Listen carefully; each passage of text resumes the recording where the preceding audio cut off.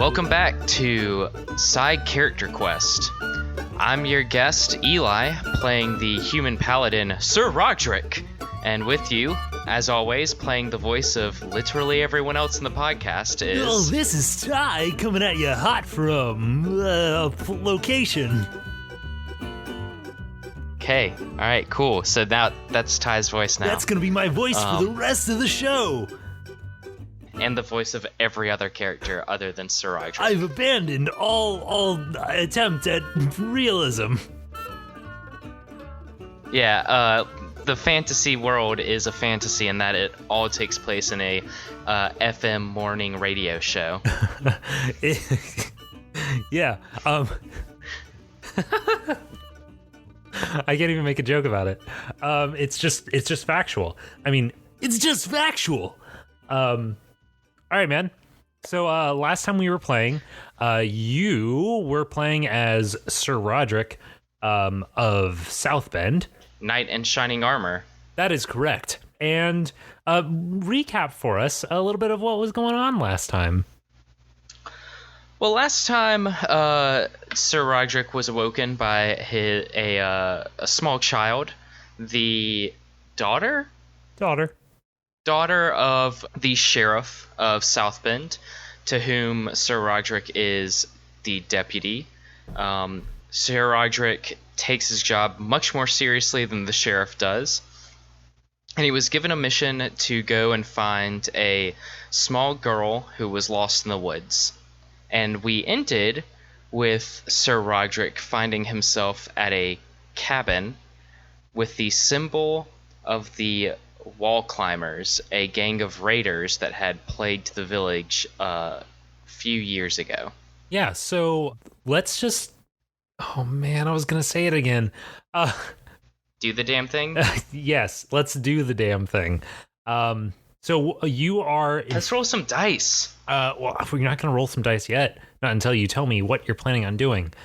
You are in front of this little cottage. You had previously heard somebody moving around in there. You had maneuvered past various traps. What are you going to do? How are you going to approach this door? What are you going to do? Well, remembering his oath of devotion, you're going to ring the doorbell. Yes, I'm gonna ring the doorbell with my Amazon package that I'm here to deliver. You kind of rang a doorbell last session, but you just rang it with like a string, and there was an owl that attacked you afterwards. Well, this time what I'm going to do is prepare for action. Oh. So the Wall Climbers represent the one true threat that Sir Rodrick has ever faced in his life, and the idea of having to face them again fills him both with an idea of, or with a feeling of duty that he needs to stop whatever ne'er-do-wells are threatening his town, but also dread, because he, despite being a knight, he does not favor violence. Mm-hmm. He does not like to be violent. One quick note, there has not been any like known activity from this gang of ruffians in at least a couple of years, just so you know. Yeah. Not since I helped disband them, I believe. That is correct. If my backstory holds true. Mm-hmm. All right, so... Just so the listeners like understand, how we did this is I came up with a setting, and then I had Eli come up with a character and a backstory, and we sort of like worked in a backstory that he wanted to go alongside the setting that I have. So there are some things that I already know about his character, but then there's other things that he has kept to himself. So you may have noticed that, and you may continue to notice that. I like to be surprised by people. Yeah. And I was just curious, since we did spend a lot of time developing a backstory, and some of these aspects might not come into play, do you think there might be a chance to kind of outline that at some point as sort of like an end episode or summary or something like that? Possibly. I don't want to... Maybe. It's very likely. Okay. I'm playing with various ideas. Like, I think that I might do a a sort of like question section at the end of every character arc, where I do like not a full episode where I take questions from people and then I answer those sorts of queries about like, oh, what didn't show up that you guys had thought of. So maybe. Okay. We'll see. Sounds good to me.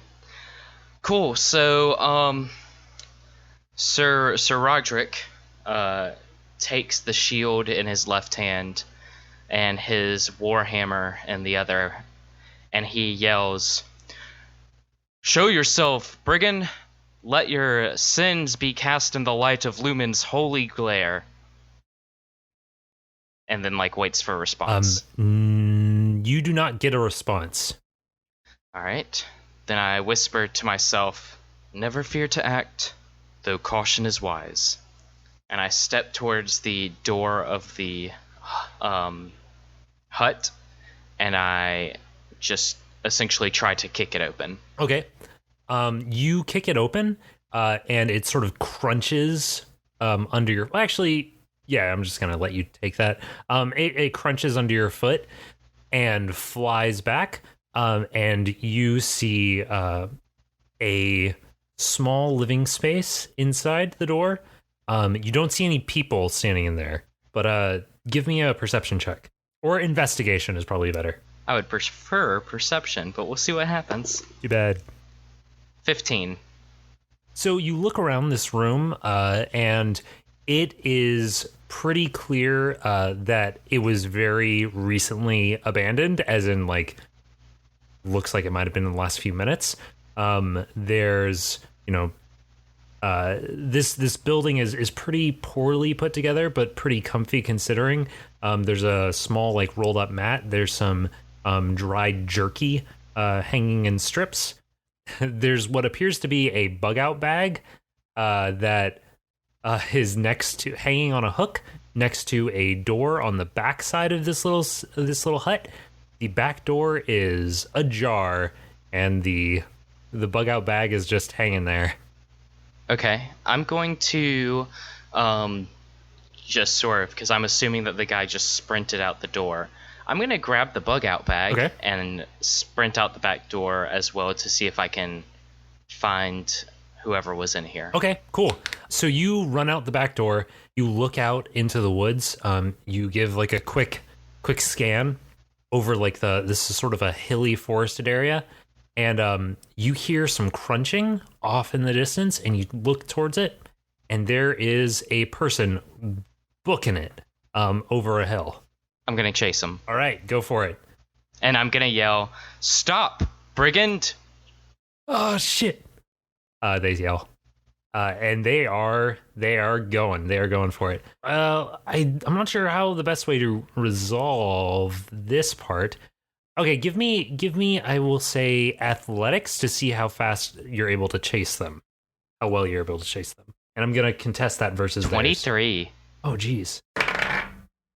My athletics is +5. Yeah, so you start to catch up on these guys, this person, and you're slowly gaining ground on them.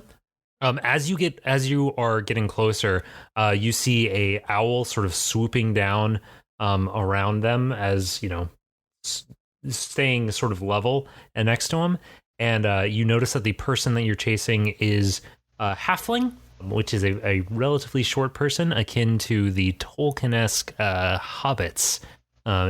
Would you say they're about half the size of a normal person? I would say they're about half the size of a normal person. Exactly.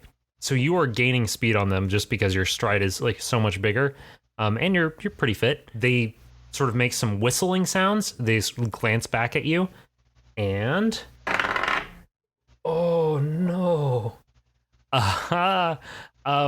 The owl responds to the whistles and flies way up into the sky and leaves. And the person's like, "Wait, no! Wrong whistle!" They critically failed.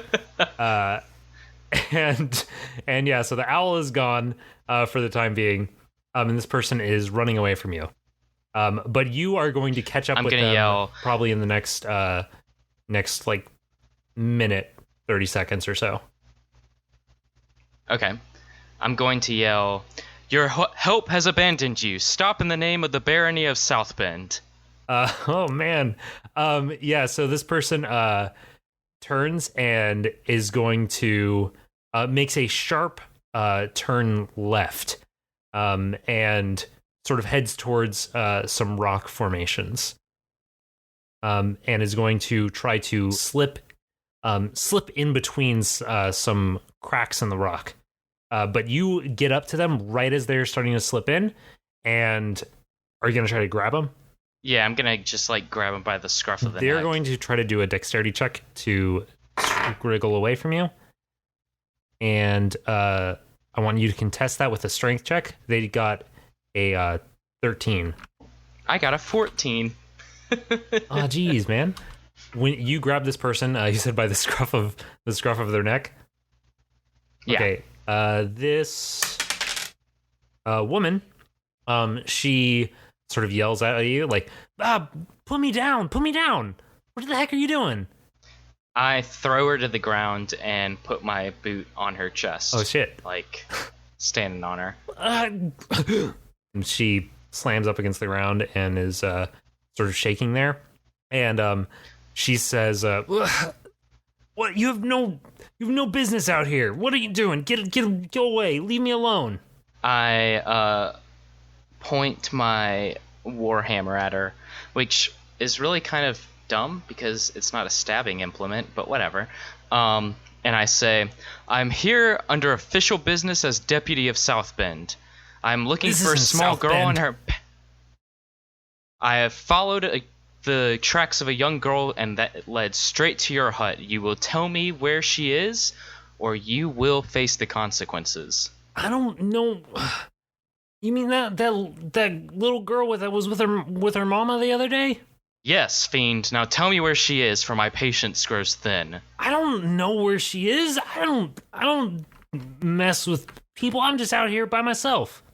The symbol on your hut displays your lies. Now tell me what you have done with the girl. What symbol? What are you talking about? The symbol on my hut? The symbol of the wall climbers. Listen, she just has like a look on her face, like, oh crap. Listen, I'm not affiliated with any gangs or ruffians or anything like that. I'm just out here making my best. I found this hut. This doesn't belong to me. Can I do an insight check to see if she's full of shit? Sure. And I'm gonna roll, even whether or not she's lying. I'm gonna roll a bluff. Alrighty. So that you won't know. All right. I got a 13. Yeah. So she, as far as you can tell, is telling the truth. All right. Trying to think. This whole encounter did not go the way I was planning it for it to go, so I don't know what to do next. Okay, here's what I'm gonna do. So I have a trophy of a defeated enemy. That is part of my soldier background. Okay. Oh gosh. And okay. I believe you and I talked about this. Mm-hmm. About how the trophy was going to be the broken dagger of the leader of the wall climbers. Oh, if we did talk about this, I have forgotten, but yeah, that's pretty cool. Yeah, so the idea being that, he is someone that I bested in combat and it resulted in him dying. Okay. After he attempted to stab me and the dagger broke on my armor. Gotcha. So I'm going to reach into the bag, and just as one last, let me make sure that this chick isn't full of shit, I'm going to show her the broken dagger and say, "I am Sir Rodrick of South Bend, he who defeated the leader of the wall climbers. I know a wall climber when I see him, and I ask you one more time to tell me true. Who are you, and what have you done with the girl?" So this sounds like intimidation to me. Okay, that's fair. My intimidation is not bad.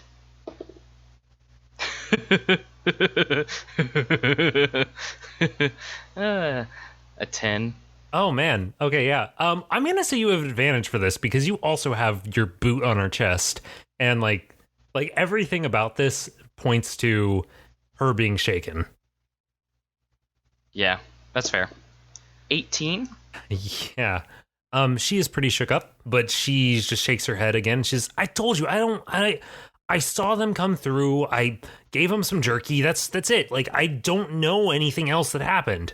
I look at her. Listen, you're not gonna like you're not gonna break my house or anything, are you? Like, I get that, like, it'll belong to like some crappy people, but like, that's not my fault. I'm just making the best of it. I look at her and say, "Don't lie or cheat. Let your word be your promise. Okay. Look me in my eyes and tell me that you are telling the truth." I swear to you, I'm telling you the truth. Then why run when I showed up? Why the traps? Because you just like came out here and like stomped your foot on my chest. Obviously, like people are bad. She just seems like kind of confused by like the idea that she wouldn't run from anybody.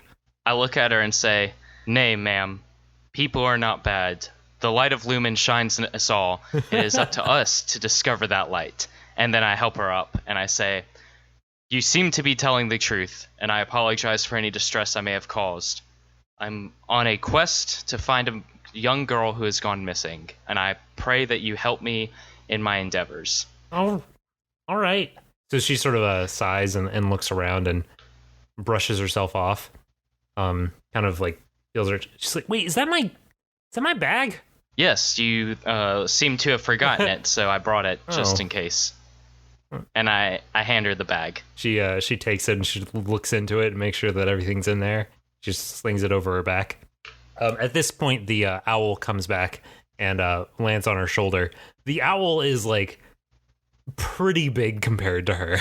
She's pretty small, like, and it's a pretty big owl. So she looks at you and she says, "All right, so there's the little girl that was with her mama. They're missing?" "Yes, the mother has reported her as missing to the sheriff of South Bend, and I followed her trail, and it led up to the cabin. It seemed that it may have gone further ways, but I deemed that due to the traps and the overall nefarious nature of the hut, that this would be the most likely place for her to have befallen tragedy. I am sorry that I was misled." "Oh, that's all right, I guess. Listen, so she came through here, and we got to talking about some stuff, and well, okay. So here's the deal. I sort of suggested a place to her that was back up the path a little bit, back up the path towards South Bend, a little bit north of here. It's kind of far to walk to, but like I can tell you where. Like, do you have a horse or something?" "Ma'am, I have the fastest horse in the entire region. Sunlight will bear us there, true as light of Lumen itself." "Oh, okay. I'll show you the way there if we just like ride on your horse and you just forget that you saw me back here, okay?" "Madam, if it is isolation that you wish, I shall not be the one to take it from you. However, I do suggest that you remove that dark mark from your doorway." Eating some sweet potato. God damn it, Ty. So, Todd, tell me about these sweet potatoes. Like, I know we're in the middle of some high fantasy shit, but, like, let's go into the sweet potato story. Like, what's the flavor like? It's pretty good. It's kind of buttery. You got some brown sugar in that? I don't have any brown sugar in that. I plan on making some sweet potato casserole over for the next weekend. Having some people over. Gonna put some pecans on the top with brown sugar and some stuff like that. Cinnamon. So you pronounce it pecan, huh? Pecan, yeah. Mm-hmm. See, I go pecan with the vowel consonant vowel. Pecan. Oh, I like that. Hey, you know what? I think this D&D podcast is lame. Let's talk about sweet potatoes for the next I think that's couple episodes. Sweet potatoes, the number one potato. When you don't want savory potatoes, sweet potatoes. Sweet potatoes. What do you think about sweet potatoes, Eli? I'm actually not a sweet potato fan. You're not a sweet potato fan? This message brought to you by Savory Potatoes. Savory potatoes, fry them up, slicing them up, butter them up, yeah. Those are the options for savory potatoes. All right. Oh, and also mash them up. You can do that too. That's accurate. Anyway, let's get back to the topic at hand. Sweet potatoes. All right. So What were Dungeons we and talking- Dragons. What was happening? I suggested that the halfling remove the symbol from her doorway and promised her to not expose her to the outside world. Yeah, so she's perfectly fine with that. She is happy to oblige, if that means that she doesn't have to, So she walks with you back to the door and takes out like a knife and just sort of like makes extra scratches on the door to remove that symbol. And then she walks with you back to your horse, and you hop on, and she sort of like scrambles up. Cool. And I guess we're riding to the site that she had told the girl about. Yeah. You guys immediately start riding off. Right as you do that, roll me a perception check. 5. That's a 5. Yeah, you don't really notice much of anything, but that's all right. You leave the area and you continue on your way towards. As we're riding, Go ahead. As we're riding, I say, "By the way, madam, what is your name? I am Sir Rodrick of South Bend, deputy of those parts." My name is. Pause while I look up a name. Why did I not think to look up a name? Come on. Bleep bloop blorp. Bleep bloop. How about Daphne. It's Daphne. Oh now. geez. Oh man. Eli, so the name that I just generated was not Daphne. It was Velma. Oh, fantastic. Yes. Fantasy-tastic. Well, Velma is riding with you as you go along. And you guys sort of continue on and on back to the path. Not very far. Maybe it's maybe 30 minutes out riding your horse. Maybe somewhere between 30 and 20 to 30 minutes. Okay. And at that point, she tugs on your shoulder and is like, "This is the spot." And you guys stop over at the side of the road, and the owl swoops back down. It had been flying alongside you, and it's sitting on a branch. She whistles at it, and you guys start walking into the woods. She points to the ground, and you notice some of those same mushrooms that you had been following to get to her earlier. And the trees sort of part and open up into a big field, and it's this big open field with a big ring of mushrooms that are all in this area.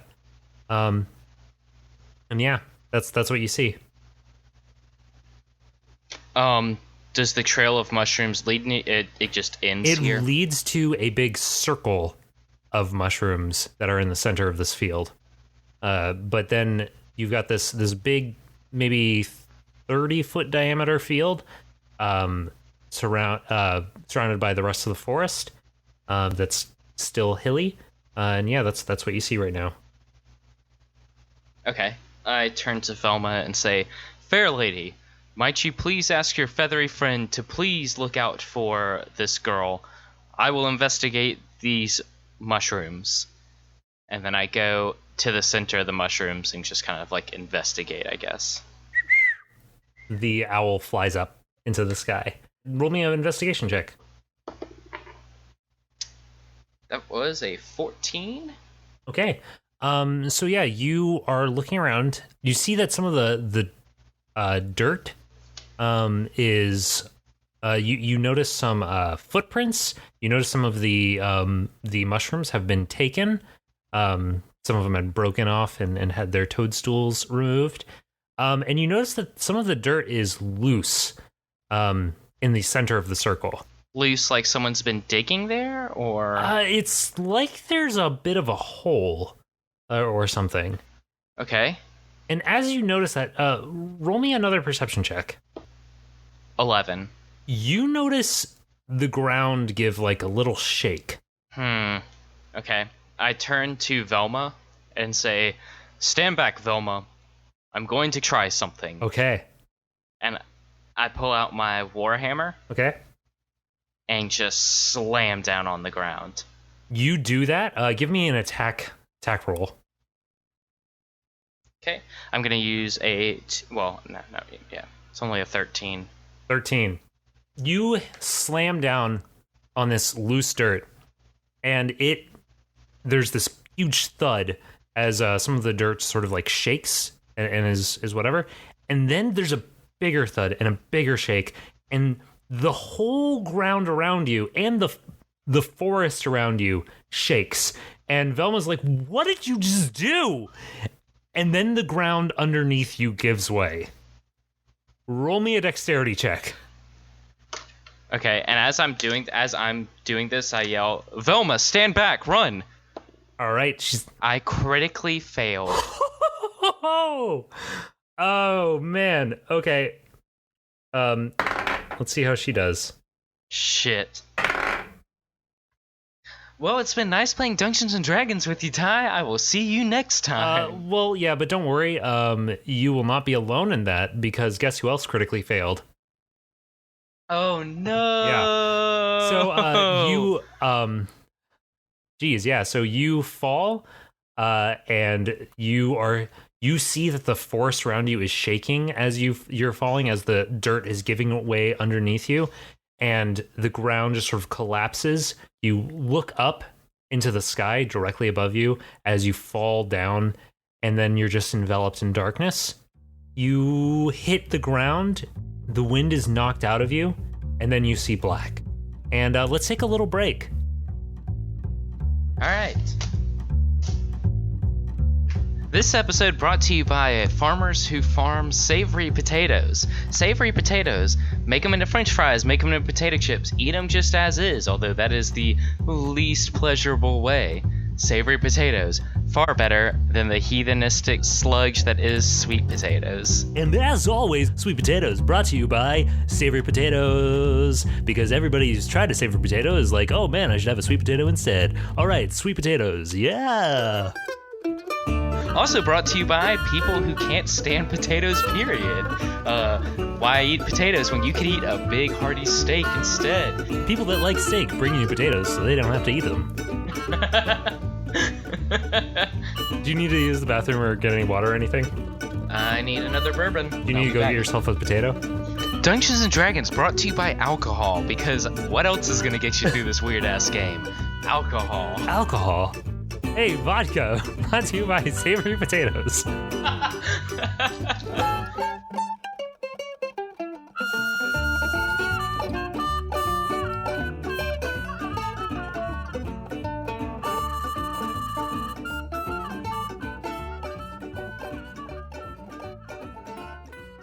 Hey.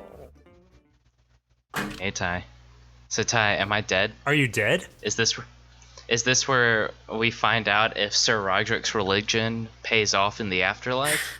Well, I did say that you saw bright light and then you saw darkness, so things are not looking great. Was that the end of the second episode? Oh, that was the end of the first arc. Yeah. So Sir Roderick's just gone now. He's dead. So is this when I come back to play as Sunlight, the most beautiful Palomino horse anyone's ever seen? As we all know, Sunlight is the true hero of Side Character Quest.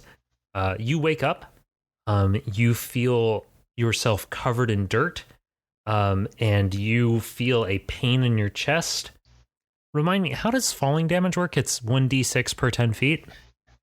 It's 1d10 for every 10 feet. Okay.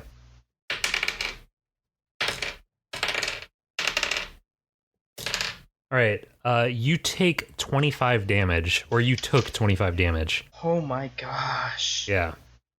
Jesus. Lumen, be with us. All right.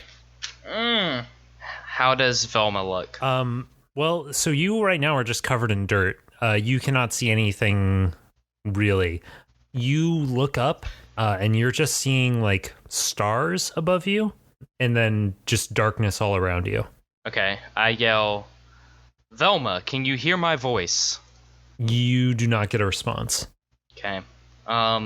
In this case, Ugh, it's hard, but Roderick. So Roderick by nature is a very selfless person. He would always rather heal others than heal Hmm. himself. But since he can't see anything and he can't hear Velma and doesn't know how she's doing or even if she's still alive, he makes the decision to heal himself Okay. and hope that he can heal Velma enough. So he uses Lay on Hands Okay. and completely drains the pool. The way Lay on Hands works is there is a pool of 8 hit points that I can Interesting. use throughout an entire, like between any rest. Okay. So it's like I have 20 hit points that I can heal from, and I'm gonna like completely drain that pool All 20? to get myself. Yeah. So I'm not quite at full health, but I'm a lot better than I was. Gotcha. The next thing I do, now that I'm feeling a little bit better, I stand up, Rocks and rubble sort of fall off of you as you stand. There's grass in your hair. I light a candle Okay. because I don't have a lantern or anything. You light a candle and it casts some very soft light in the room the area that you're in. You see just lots of rocks, um, and you see a pair of bright eyes staring at you, and you hear a soft hooting. I look and I say, "Hello, friend. Where is Velma?" And the bird looks at you, and then it hoots again, and is sort of flutters off into the darkness a little bit in front of you. I follow after it. Okay.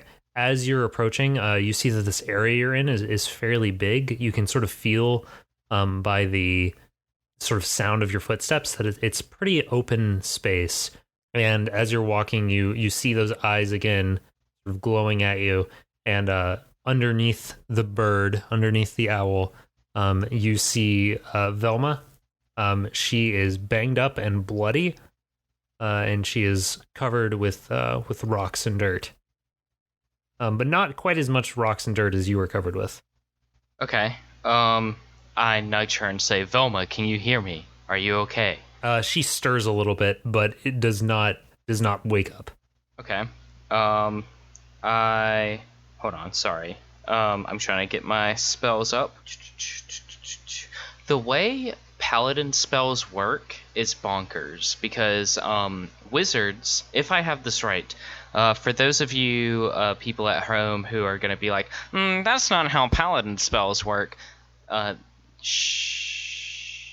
If I understand this correctly, so I have, for those of y'all listening, Ty and I have been playing Dungeons and Dragons together for a long time, and we're in the middle of a campaign where my lovely fiance is playing a fantastic wizard.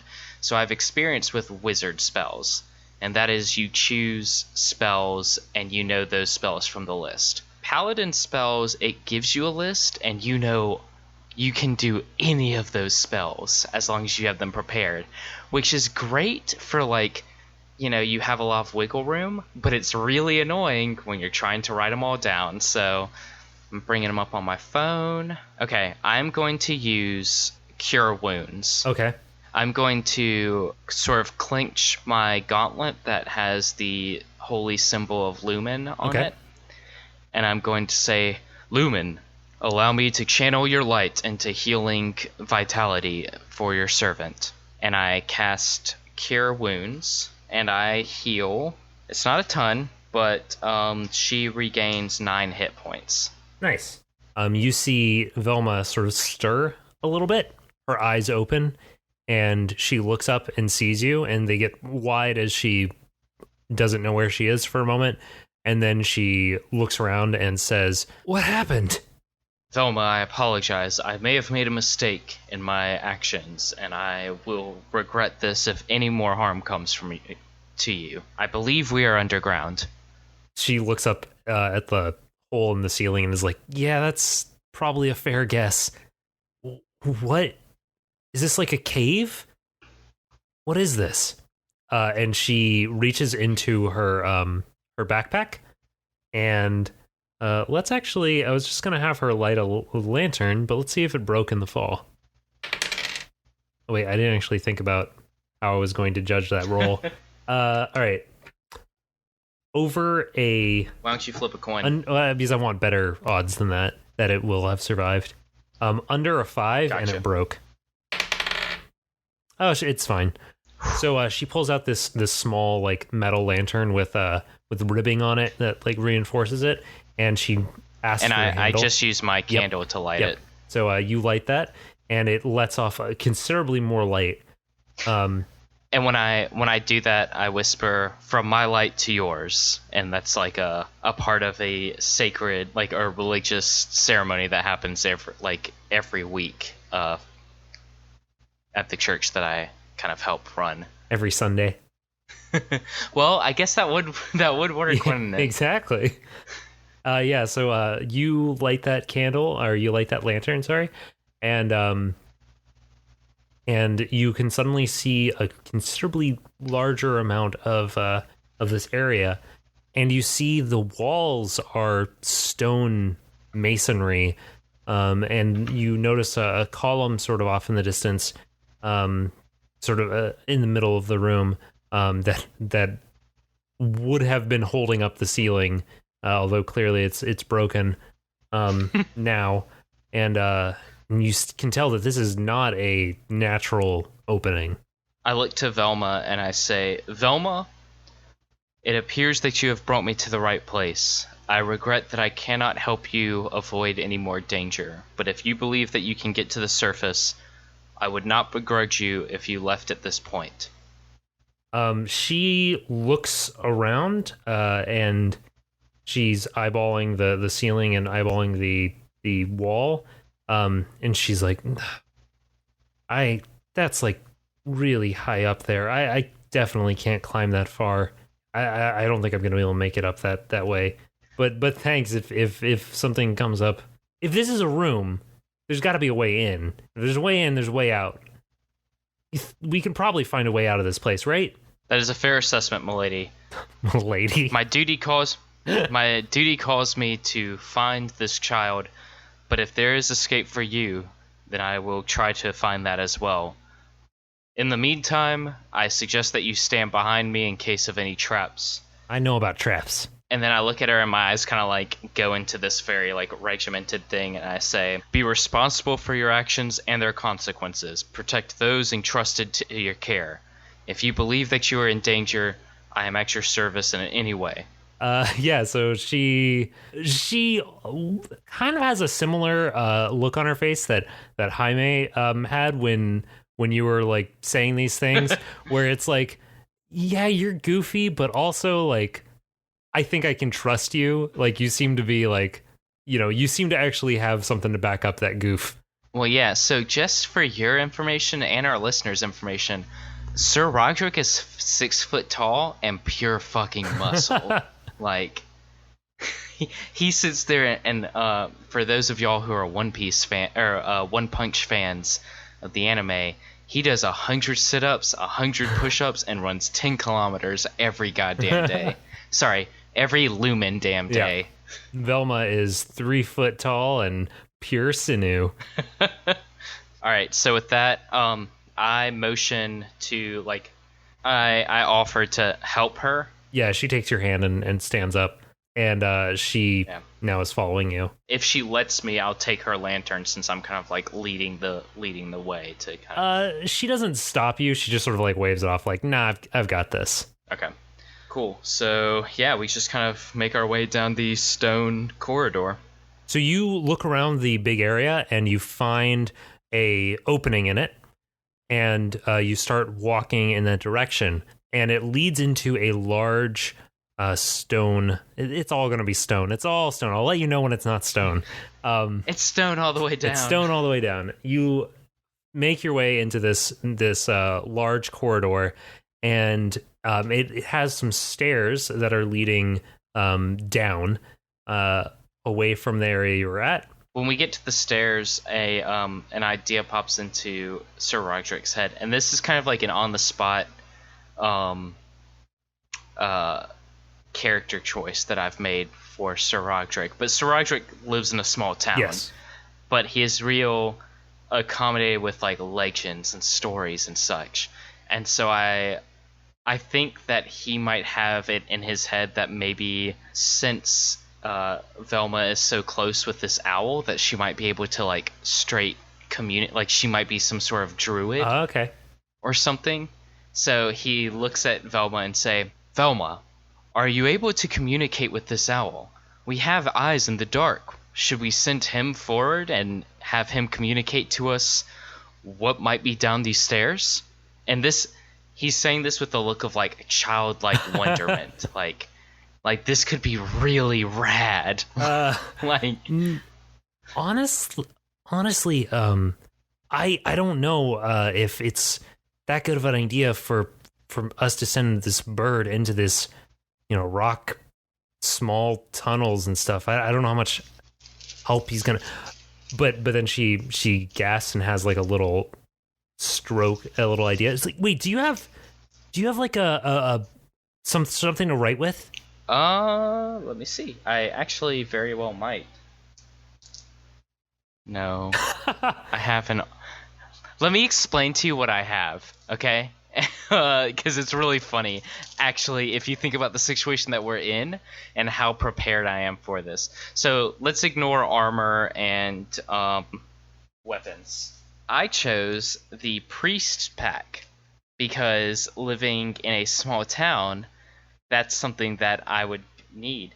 In the priest pack comes a backpack, a blanket, 10 candles, tinderbox, an alms box, 2 blocks of incense, a censer, 2 days of rations, and a water skin. Okay, so if we want, I can't write down anything, but if we want to make this bitch smell good, I got you. Also, if you're willing to donate to the Church of Lumen, what up? Like, give me that. So she looks at you and she says, I have a deck of cards. She looks at this like this group of crap that you've splayed out in front of her. She's like, would anybody recognize any of these things? Like, is there anything that we can? Okay, here's what I'm thinking. We can give something to the owl, and then I can have him take it to South Bend to like alert somebody that you're missing, that you've like fallen in trouble. I look at her and I put my hand to my left shoulder where there's a medal that is emblazoned with a man riding a horse. This is my like the symbol that I'm the cavalry of the South Bend militia. Gotcha. You are the cavalry, the one. Like literally the cavalry. It is a thing that I insisted on doing. Like everyone has something. Like the sheriff has a medal that's just like a sun with a star in the middle. There's like one guy who like just has a sword and one guy who has an axe, and then I have this man on a horse. Gotcha. Because I'm best known for my skills atop sunlight, and I sort of clip it off because it kind of like clips into my armor, and I say, they will recognize this. Uh-huh. And I hand it to Velma, but it's very much a like I don't want to hand this to anyone. Gotcha. Because this is my rank. Gotcha. Like this is what I have. Yeah. She clips it onto a piece of leather that's strapped around the owl's talon, wrist, foot, leg. Talon. You had it in one. Mm-hmm. And makes some whistling sounds and points in a direction, and then the owl goes back into that big room, flies up, and is gone. I will be needing that back, but if it can help us now, then I'm willing to let it go.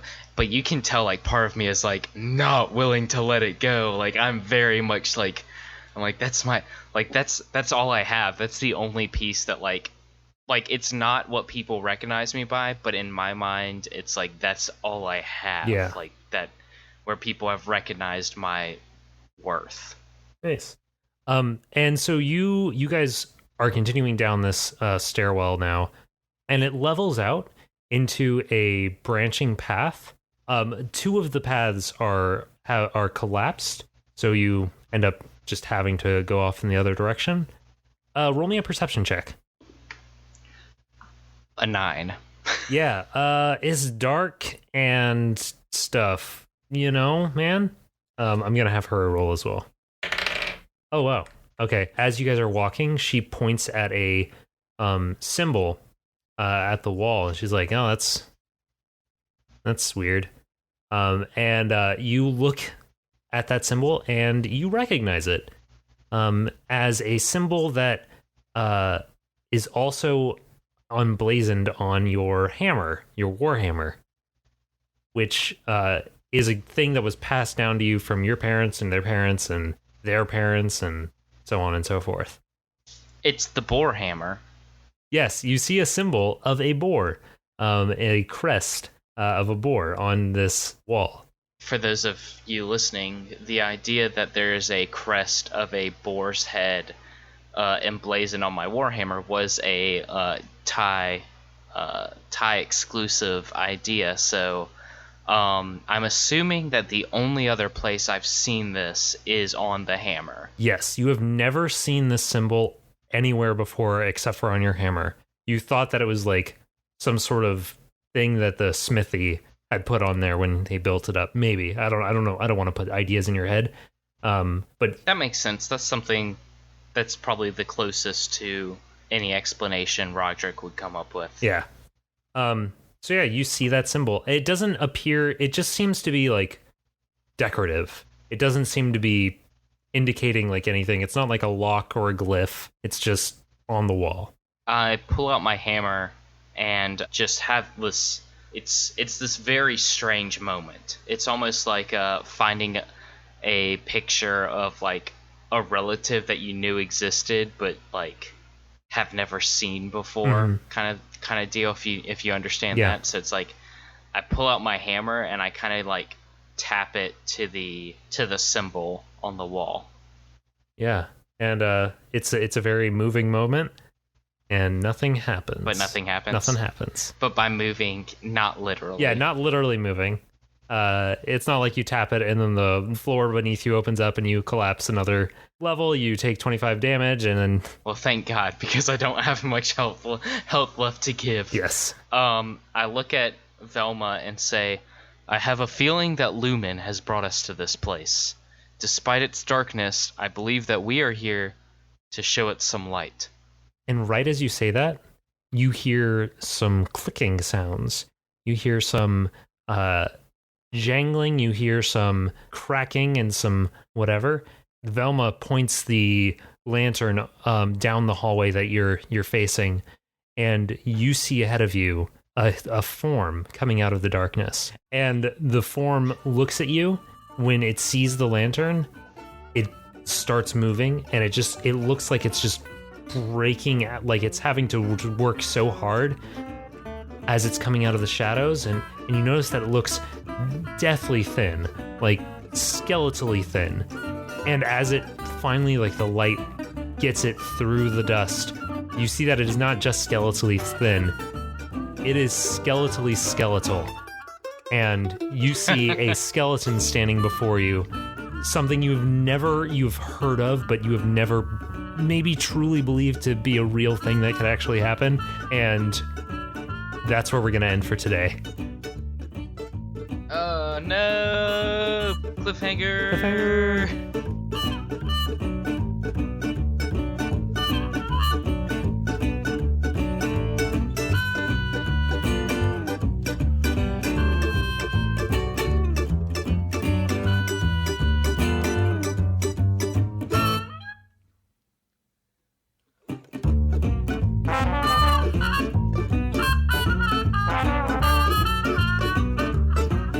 Thanks to the Joy Drops for the use of Not Drunk as our intro and outro music. Find them at thejoydrops.com. You can find us at sidecharacterquest.com, at SCQ Podcast on Twitter, or by email at sidecharacterquest@gmail.com. At this point, we don't have tons of messages, so we'll probably respond.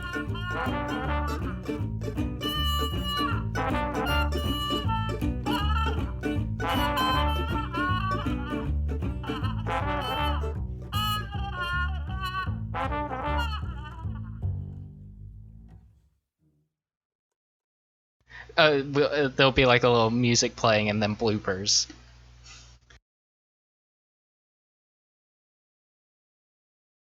I'm recording right now. I know. Yeah, I can hear you. Are you recording? Now I'm recording. Oh, now. hey, Eli, you've joined me.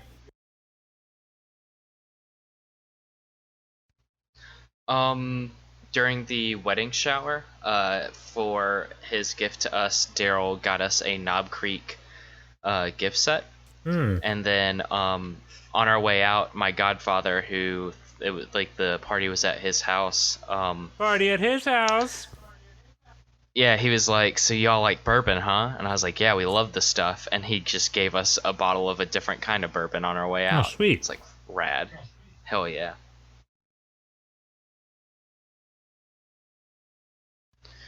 Just need to get this microphone down my throat. So I'm okay. I'm speaking into the microphone. All right. So how do you want to start this? We're just having a nice chat, doing stuff. First, let me get my my voice ready. Hello, it is I, Sir Rodrick. Ty, how do you like this voice? Do I sound like a knight in shining armor? You sound like my knight in shining armor. Lumen be praised. I like that though. On a serious level. It's a lot easier to do than a bird voice, but I can kick us off if you want me to. Yeah, do it. Cool. All right.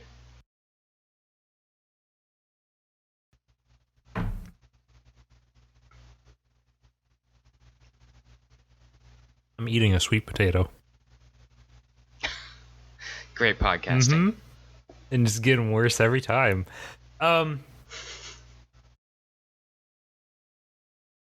Hey, oh gosh, let me just make sure my audio is running. Yes, it is. Okay. That was going to be terrible.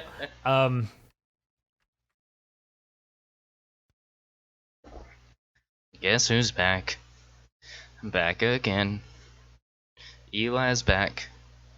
Let's roll some dice. Guess who's back? Guess who's back? Guess who's back? Guess who's back? Guess who's back? Guess who's back? Nah. Holy shit, what if that was the art? Like, what if that was the character that tied it all together? That's like, finally someone plays as a druid, and they like, talk to the horse, and the horse, like, looks at him and is like, I am sunlight, the embodiment of Lumen, the great god of light. All shall kneel before my greatness. Yeah, let me rephrase that. For the podcast. Where there's a medal that is emblazoned with a man riding a horse. Is this a medal from Army? And what? Oh, nothing. Hell yes, plot progression. No, he doesn't say that, I'm sorry.